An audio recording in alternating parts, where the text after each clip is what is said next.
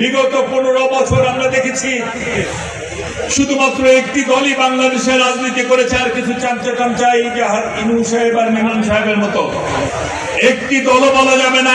এক মহিলা বাংলাদেশ জোর জবরদস্তি করে চালিয়েছে। সমস্ত রাজনৈতিক শক্তিকে বাইরে রেখে, নির্যাতনের মধ্যে রেখে 15টি বছর বাংলাদেশে স্বৈর শাসন চলেছে। সংগ্রামী সভাপতি কুলিয়ারচরের মাটি ও মানুষের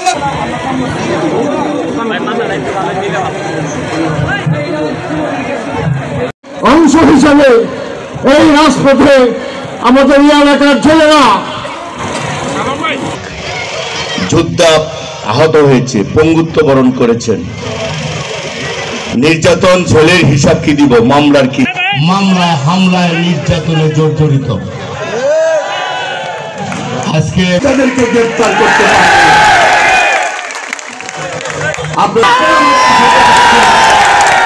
আশাবাদ ব্যক্ত করে আগামী কিছুদিনের মাঝে আপনাদের, আমরা শোকাহত পরিবার, আমরা দল, আমরা সকলেই তাদেরকে হারিয়েছি। গত 2 বছর হয়েছে।